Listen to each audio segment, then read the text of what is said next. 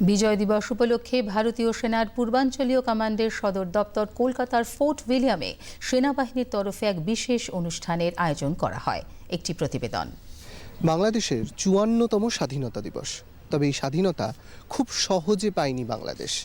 পাক সামরিক বাহিনীকে রীতিমতো সেই সময় নাস্তানাবুদ করেছিল বাংলাদেশ এবং ভারতীয় সেনা জওয়ানরা।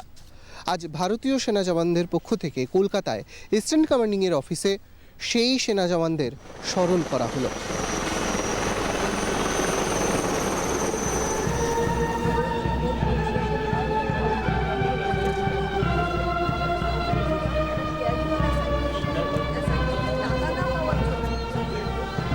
এদিনের এই অনুষ্ঠানে সামিল হয়েছিলেন পশ্চিমবঙ্গের রাজ্যপাল ডক্টর সিভি আনন্দ বোস এবং মিজোরামের governor general doctor Bijay Kumar Singh.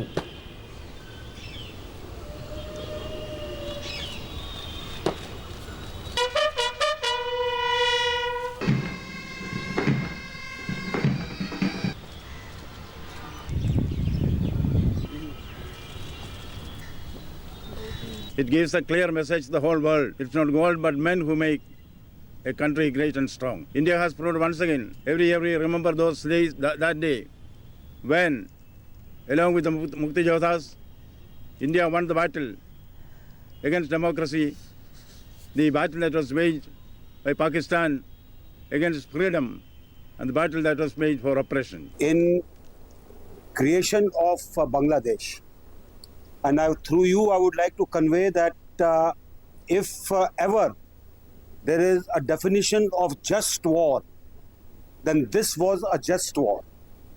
This was a war which was fought for humanitarian values. আজকের দিনে সেই মুক্তিযোদ্ধাদের পরিজনেরা আজকের এই অনুষ্ঠানে সামিল হয়েছিলেন। এই পেছনে যে ছবি দেখছেন, এই ছবিতে থাকা বহু প্রাক্তন সেনাকর্তা আজকের এই অনুষ্ঠানে সামিল হয়েছিলেন। দূরদর্শন সংবাদের জন্য বেদান্ত চট্টোপাধ্যায়, অভিষেক গাঙ্গুলি, কিংসুক মণ্ডল, সোমক ভট্টাচার্য।